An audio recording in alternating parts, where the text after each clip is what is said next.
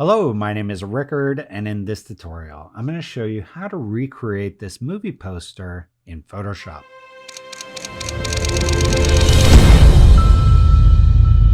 If you'd like to follow along, I have included all the assets that I use in a link in the description of this video. Go ahead, download those, and then let's dive into Photoshop. So this is the poster that I want to recreate in this tutorial. So let's take a quick look at the poster and what are the elements that make it up. So we've got a blue background, we've got a frame element here.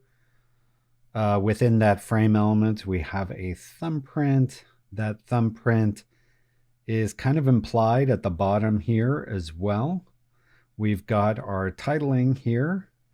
And then we have characters that are stacked kind of almost in reverse perspective order, meaning the farther away a character is in the layer stack, the bigger the subject is. And we have kind of our main character, secondary main character, and then our, third tier characters along here. You can also see that the coloring has been reduced to primarily have our kind of gold brown tones and then our cyan blue tones, as well as some neutral colors, but not much else. You're not seeing any greens, purples, pinks. You're not seeing any hard yellows. So everything's kind of pushed into either that gold brown tone or that kind of cyan blue tone. And then finally, if we zoom in closer here, you can see that there is a film grain kind of over our whole image. And then also, if we look at some of these lines here, you can see that sharpening's been applied to give it that kind of poster illustrated look. So with all that in place, let's go ahead and start creating our own poster. Obviously, I don't have the same photos as the person who designed this because I don't have access to Cate Blanchett, Michael Fassbender, and so forth. However, what we're going to do is use photos of somewhat similar poses of people that I've either shot myself or which I've taken off of Unsplash. All right, so let's get started. I'm going to go ahead and close this. Let's go to New File. We're going to create a file that's 2000 pixels wide by 3000 pixels tall at 72 resolution, RGB color, and sRGB profile. Let's go ahead and hit create.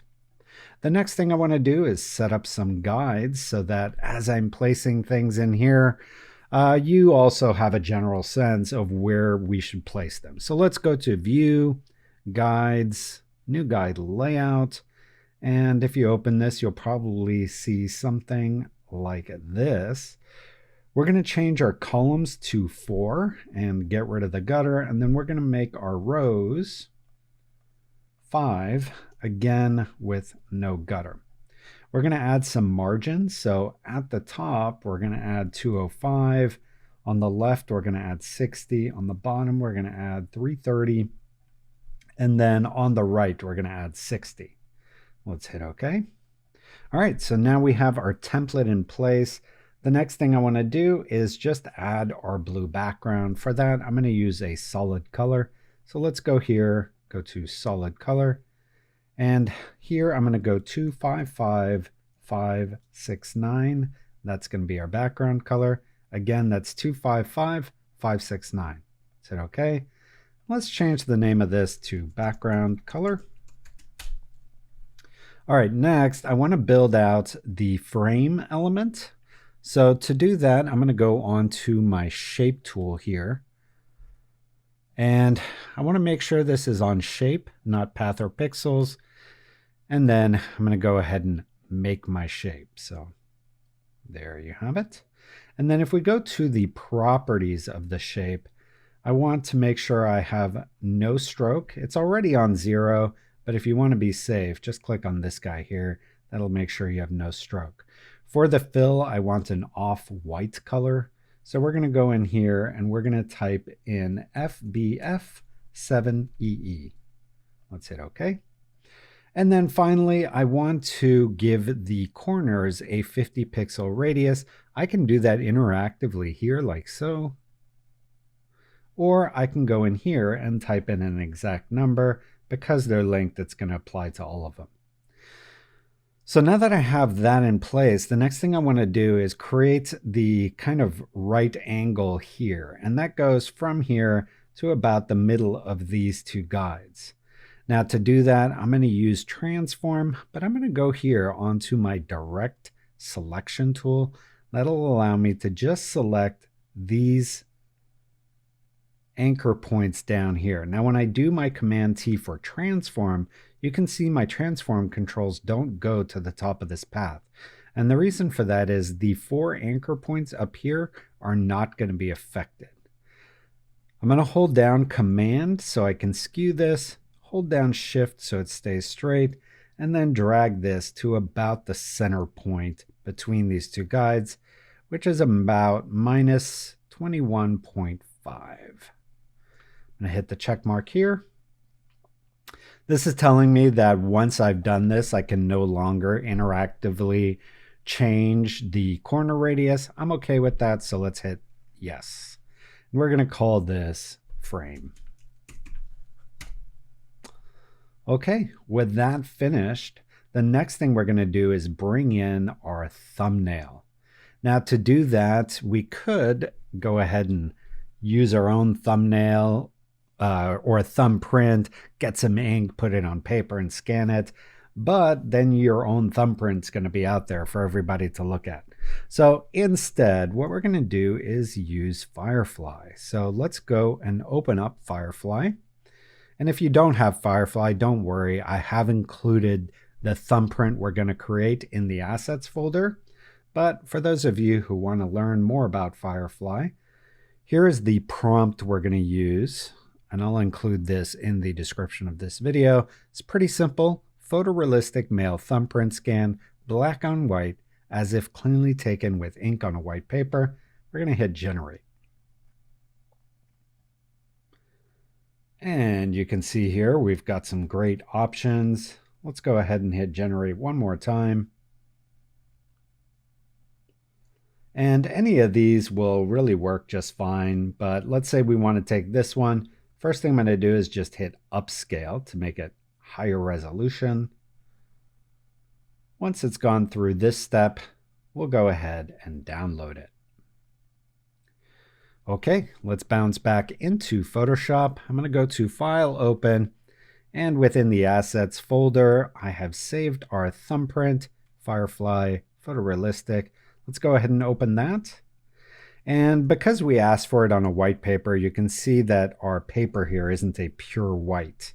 So the first thing I'm going to do is just use a curve to basically threshold this into mostly just a black and white. So let's do a copy of this, which we can do with Command J or dragging it to our new layer icon.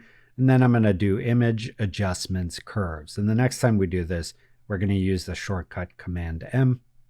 And here I want to take my white point, which is this bottom right here, bring it to the right until all that white in the background is a pure white. So probably around somewhere here.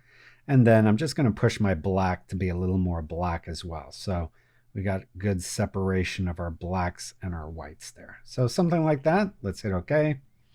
And then I'm going to invert this. So if we go to Image, Adjustments, Invert, or Command I on our keyboard. And then if I go to my channels, I can Command and click on RGB. That's going to select just the thumbprint. And then I can make a new layer. And I'm just going to fill this with black. So if black is not your foreground color, just hit D on the keyboard. And then we're going to do Option or Alt and delete or backspace on a PC. And I can do deselect or Command D to deselect. That's here on your contextual toolbar. And now I've got a nice thumbprint. So we're going to call this thumbprint and convert it to a smart object.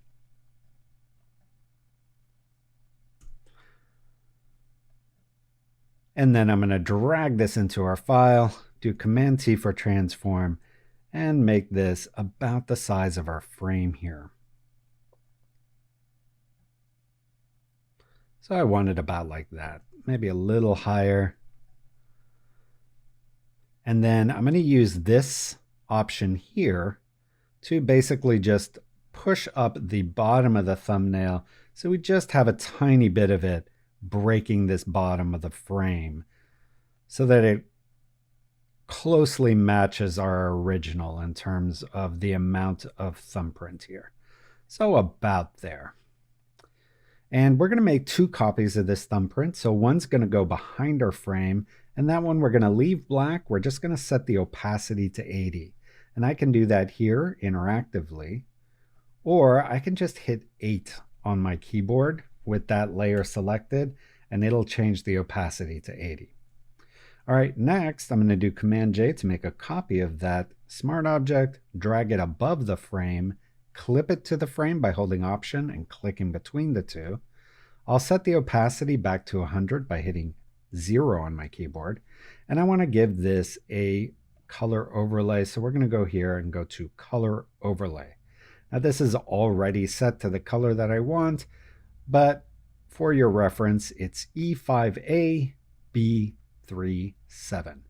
kind of a golden color. So let's hit OK there.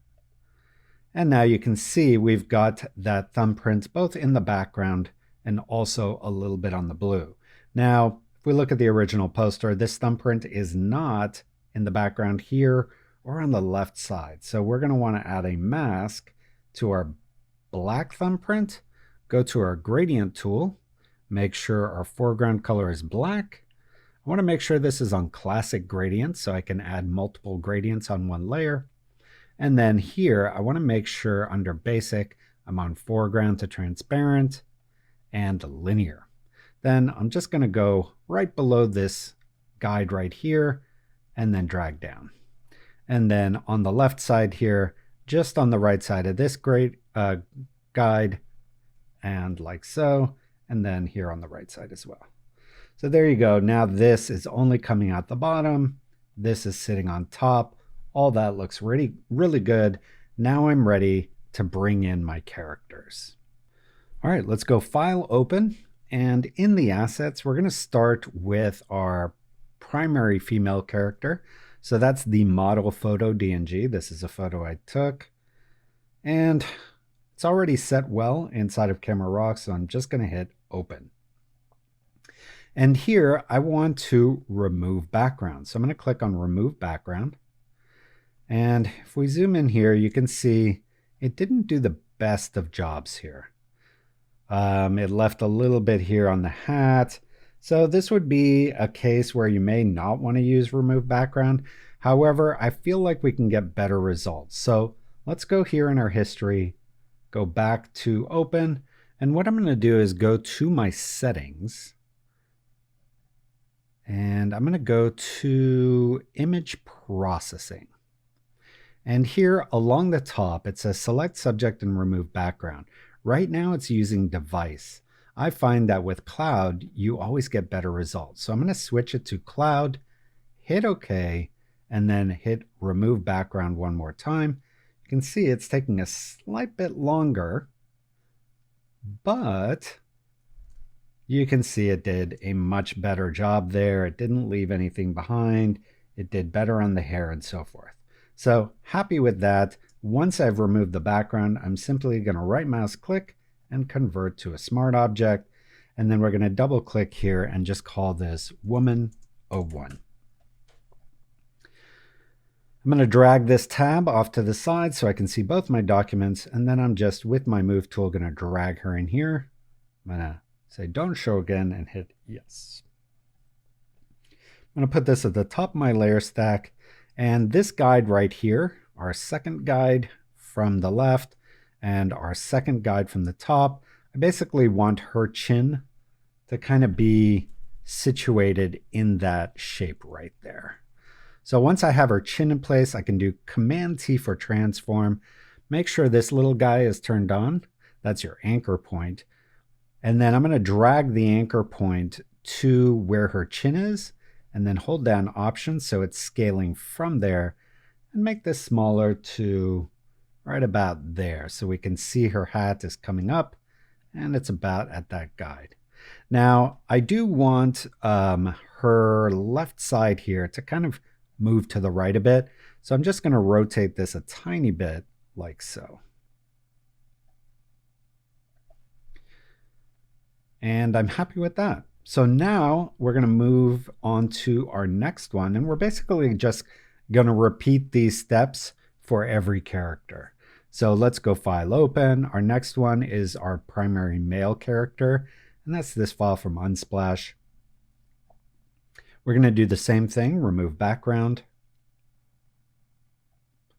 And then once we've removed the background, we'll convert this to a smart object. I'm going to call this man01 and then drag this into my file. For this, I'm going to do Command T for transform. And I basically want this eye to be right here. So let's put the eye where I want it. We'll move our anchor point to there. And if you hold down Option or Alt on a PC, that allows you to place your anchor point without having to find it in the center and drag it. Wherever you click is where your anchor point is going to be placed if you're holding down the Option or Alt key. So we'll just place it there and then hold down Option and scale this guy down.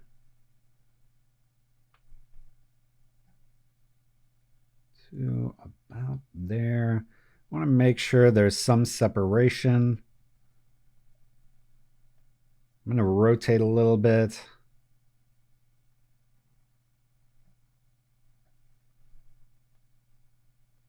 So right about there. So his nose is on that guide and the right side of his face is along that guide as well. So something like that. And having done that, this hair selection is a bit problematic because we see these white highlights where we should be seeing her hair. So I'm going to double click here, open up this smart object, double click on my mask. And in this case, I want to say enter, select, and mask. And then I'm going to go put this on color aware and then use my refine edge and just paint over this section of the hair. And then hit OK. And then close this and save. And that looks much better.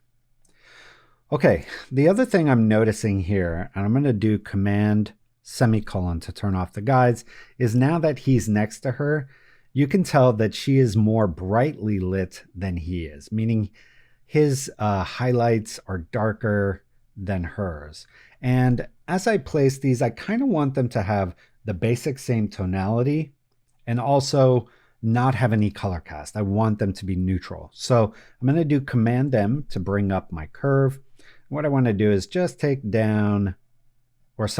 up the highlights. So here are the highlights. Take those up till they basically match her. And then maybe just take down the shadows a tiny bit. So something like this. So before, after, pretty straightforward curve, but now he looks a little bit better next to her. Let's hit OK.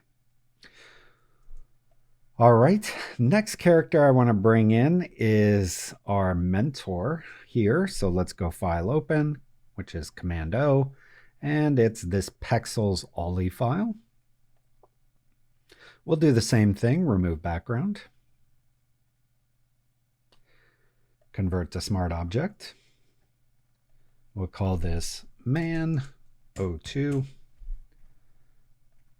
And then let's go ahead and drag this guy in. Command T for transform. I'm going to start making him smaller. I basically want his head to fill in this space between here. So right about there. Let's go ahead and turn on the guide so you can see where I'm putting him.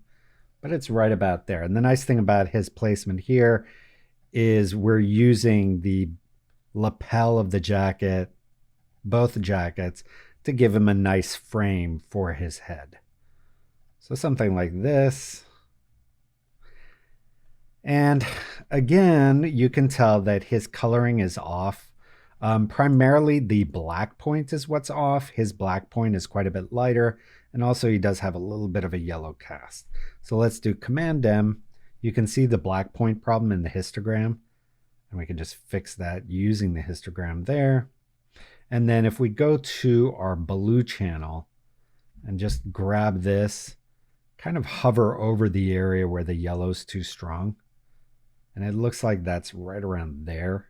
So there I'm going to pull it up to get rid of that yellow, and then just compensate on either side here so we're not getting rid of yellow anywhere else. I think right about there looks good. Maybe a little too much. Right about there.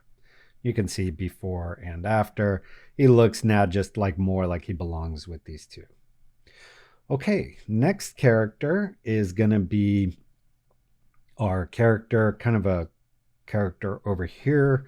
I'm going to turn the guides back on, do file open. And that's going to be this Pexels one down here, Teddy. And let's go ahead and remove background. And let's convert to smart object. And we're going to call this one Man 03. I'm going to go ahead and drag him in, Command T for transform, and place him right about there. And I want the edge of his jacket to go past the edge of his jacket, so it's kind of helping to frame the right side of the image there. So something like this looks pretty good. Okay, and then the next character we're going to bring in is the female character that goes here. So let's go file open again. And I'm placing all these. After we're done with all the placement, then we'll go and mask and add some shadows and stuff like that. So this one is from Pexels. Let's go ahead and open it. And again, we're going to remove the background. Convert this to a smart object. Oh, before I do, I have a little issue here. So let me just click on my mask, and with a white brush, I'm just going to paint in this here, and I'm painting in my mask here. Just like that. There you go. All right, good. And then we're going to convert this to a smart object. And we'll call this Woman 02. I'm going to go ahead and drag her in. And she's going to kind of sit right here. That's where I want her head. I'm going to do Command T for transform. I want to make her quite a bit smaller. So probably something like this.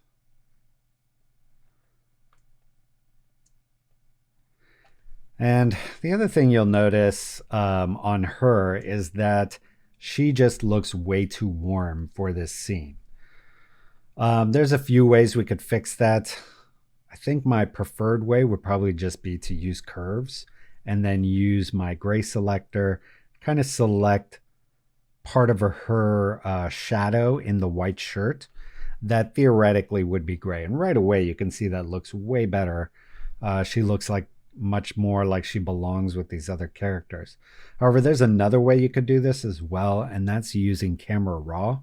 So if you go into the camera raw filter, we can just go to color and reduce the temperature of her. That'll do basically the same thing, right? So if I hit OK, again, she looks more like she belongs in this scene. So whichever method you want to do, basically you want to bring her more into the color of this by reducing yellow. So I'm going to use the camera raw. Actually I'm going to use curves because I love curves and it's easier. So neutral selector, zoom in, find the shadow of her shirt, click on it, voila, you're done. Let's hit OK. Okay, next character is going to be our woman down here. Let's turn our guides back on, Command semicolon, Command O to bring up file open, and this is going to be Pexels again. So let's go ahead and remove background. did a somewhat decent job, although it did leave a bit of white here in her hair. Let's just go ahead and fix that on our mask. I'm going to go to my brush tool, put my black as my foreground color, make my brush, make my brush a little bit bigger here. And then I want to paint out everything over here to where her hair is. So basically there, like that. Good. And let's convert to smart object. And we'll call this woman 03. Let's go ahead and drag her in. Command T for transform. And she's going to sit somewhere right about there. And drag this up to about there. And having placed her, I need something to make the side of her face show up, meaning I need something a little bit darker behind her. So I'm going to see if I can arrange these two characters just a tiny bit. So I'm going to select her, just move her to the right a tiny bit and maybe down a little bit. I'm going to select him and move him to the left just a little bit, maybe down a little bit.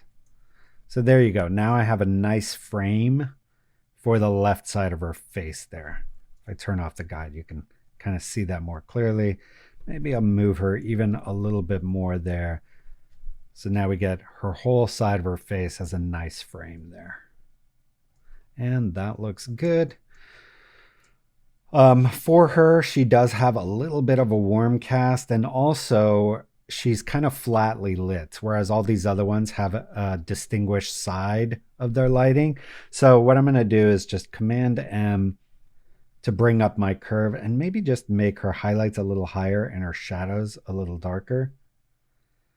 That does make her a little more magenta and yellow. So maybe I'll just compensate for that a tiny bit here in my yellow, in my blues / yellows, and maybe in my greens for the magenta.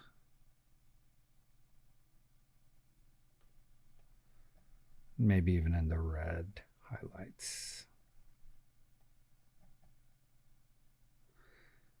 And there, I think she looks good. Okay, and then the last character is going to be our cop over here. Let's go file open again. And this one's also from Pexels. Let's go ahead and remove background. And we'll convert this to a smart object. And we'll call this man 04.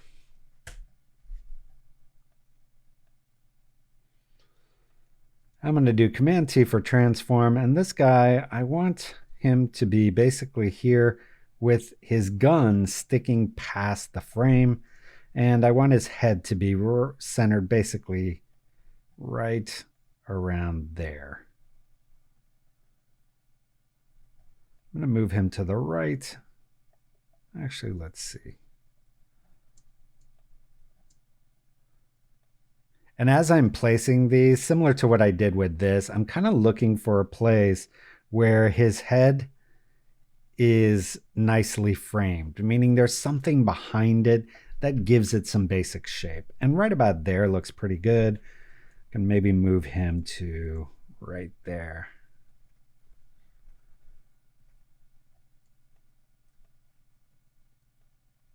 I think he might be just a little too big. Let's make him a tiny bit smaller.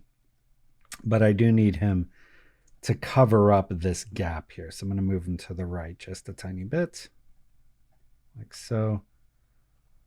And maybe even rotate him a tiny bit, like so.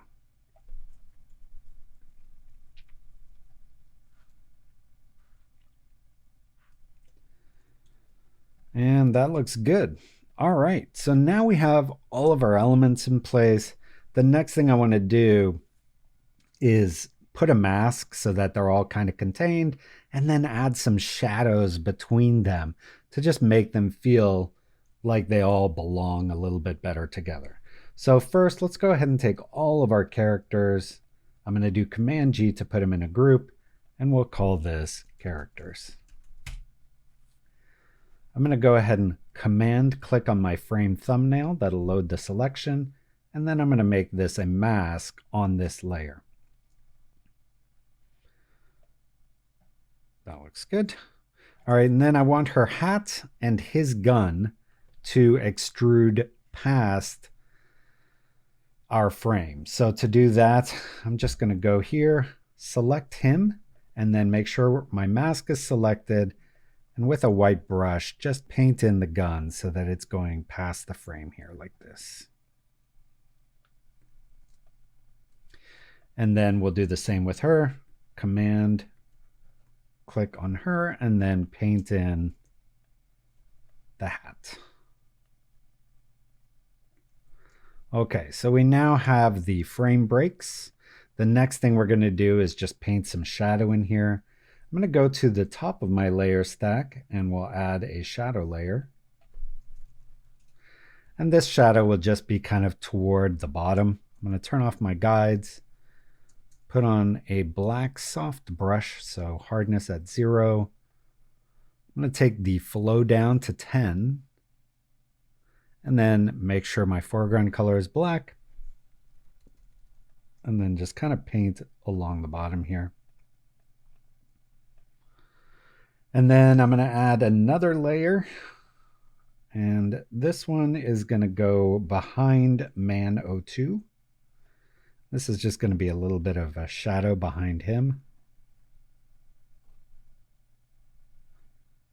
And then behind this girl in the front, Woman 03, I'm going to add another layer.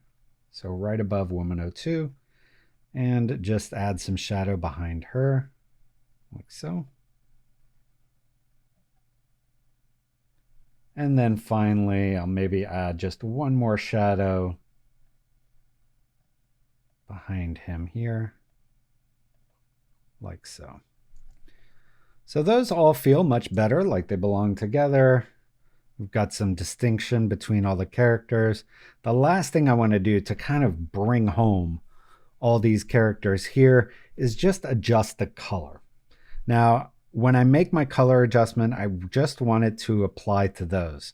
So I could either turn them all into a smart object or build a mask. And actually, one thing before I even do that, I'm noticing that these characters all have a pretty white highlight, whereas her highlight is not quite white. And it's primarily on her face that it's a problem. So I'm just going to select her, go back into the curve, and just take this white point here and bring it up to about where the white point in the histogram is.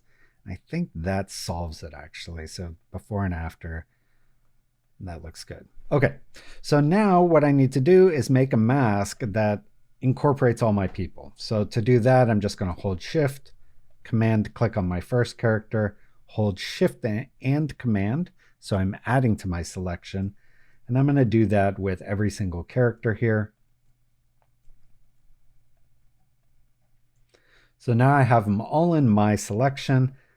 Still within this characters mask, I'm going to, or group, I'm going to add a curve. And now you'll see this curve is affecting my characters, but not my background, which is what I want.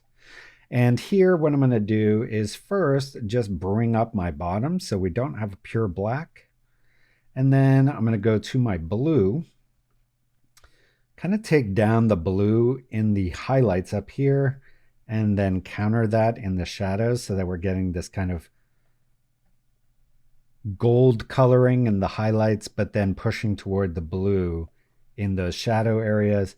I'm also going to go to the green and just lift the green a tiny bit. So we're getting a tiny bit of kind of a cyan-y blue within our shadow black areas. So something like this. And then maybe in the reds, I'll do a little more red in the highlights and then a little more cyan in the shadows. So something like this. Now if I turn this on and off, you can see that that's helping. I think we need to make our shadows just a little bluer still. Trying to get it to closer to this kind of hue of our background color here.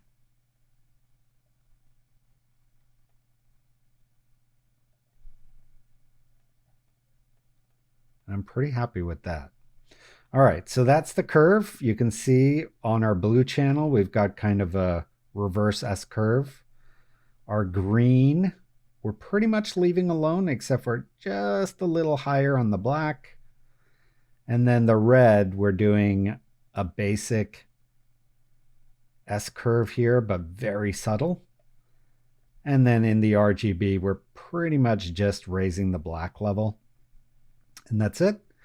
So happy with that. Now that we have all that in place, the next thing I want to do is add some titles. Now the fonts I'm using for this are fonts that you can probably find on Google Fonts or Adobe Fonts. So let's go ahead and turn our guides back on. The first text I'm going to do is up here, which is the kind of tagline for the film. So let's go onto our type tool. The font I'm using is Santapeep. I believe it's an Indian font, but it works well for this. And we want to make sure this layer is above, outside of our characters group. And then I'm going to select all, and here we'll type in, "It takes a spy to hunt a spy." I'm going to select all here and change my font size to 54. I'm going to change the color here to CFA 646. So kind of a gold color. Hit OK. I'm also just going to bring up my character palettes here and make sure this is on -10. So all that looks good. Then let's go ahead and center this between these two guides and right above our line there. So right about there. Okay, next thing we're going to do is add our character names. Actually, before that, let's add our written by. So let's put that. I'm holding down Option as I drag this layer so it makes a copy. I'm going to change this to white. And then here we're going to say written by David Cope. Cope. A couple spaces, and then directed by Steven Soderbergh. I'm going to select all here and change this to 37. And then let's go ahead and hold down Option again, drag this up, and then we'll just put all the character names here. So Marissa, and then we're going to hold down Shift and return to make a soft return, and then we'll do Abella. And let's go ahead and select all here, and we're going to make this 35 points, so just a bit smaller. And I also want the up and down space to be 35. And for the color on these, we're going to use another gold color, which is CF8 D46. And after we've done our first one here, we can drag this to the left, and then we'll do our second name, Michael Fassbender. And then our third name. The third name really should be about right, there. And that's Kate Blanchett. And then we'll take these three names, and I want to align them or distribute them all aligned here. So we'll click on that. Let's try similar space. I think that looks better. So there you go. That's now those three all have a similar space between them. I think that looks good. I'm going to hold down Option, make a copy of all three of these layers, and then we'll change these to our other character names. So Pierce Brosnan. This one is Roger Jean Paget. And then we got Naomi Harris. We'll move this one to the right, hold down Option, drag this, and then our last one is Tom Burke.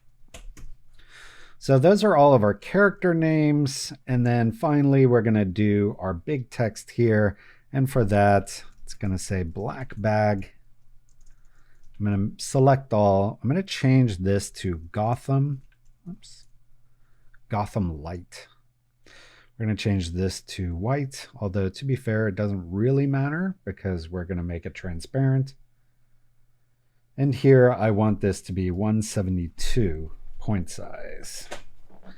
And if we bring up our text palettes here, let's put this on 0. Actually, let's put this on 10.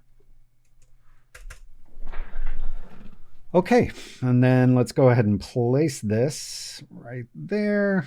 And to get the white stroke effect, I'm going to take this and put it on 0 fill, and then go to my layer styles and add a stroke.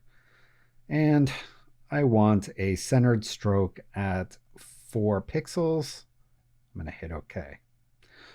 So there you have it. Now we have that, and that's all of our titling in place. If I turn off my guides, this basically finishes the poster. However, I did mention that in our poster that we're kind of copying here, there's a lot of film grain and also sharpness. So as a last step, what we're going to do is add those to this. So first, let's add a layer at the very top, and we're going to call this sharpness. And I want to do this sharpness before I do the film grain because I don't want to sharpen the film grain. So to sharpen, I'm going to go to Filter, Other, High Pass. Actually, before I do that, I need all this in a single layer. So I'm going to do Shift, Option, Command E. That'll put everything in its own layer. And then I can go Filter, Other, High Pass. I want to set the high pass to 2.5 pixels. And then I'm going to set this layer to linear light. If I turn that on and off, you can see what that's doing. It's giving it that really sharp look that gives posters that somewhat illustrated feel to them. So if I wanted to calm this down a little, I would take the fill down, not the opacity, the fill, to maybe, let's say, 50%. Even that is still a pretty strong effect in terms of that sharpness. But we could probably make it 75 and still be pretty good. Okay, next we're going to add the film grain. So add another layer, call this film grain.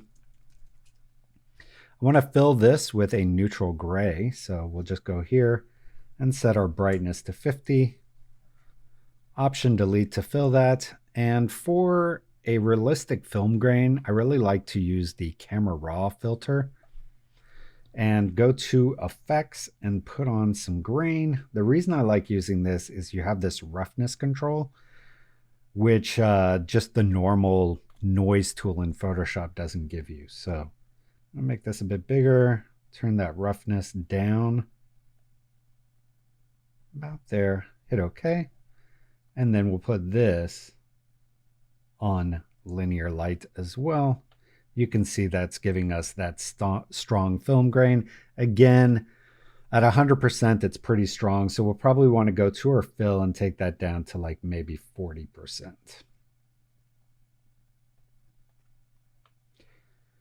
So there you have it. That's how you recreate that poster in Photoshop. And hopefully through the course of this, you learn tips, tricks, and techniques that you can use in your own projects. Now, if you want to get a leg up on Photoshop, check out my newly released Photoshop Creators Toolkit. I will include a link to it here, but basically just go to nucly.com/toolkit. You get a free toolkit that you can use in Photoshop. It includes overlays, brush presets, titling style presets, as well as an hour of professional training on how to use them in your own work. So if you want a leg up in Photoshop and in design, check that out. Otherwise, subscribe to my channel, turn on notifications, leave a comment of other tutorials you'd like to see. And here's some other tutorials that you can check out. I will see you next time.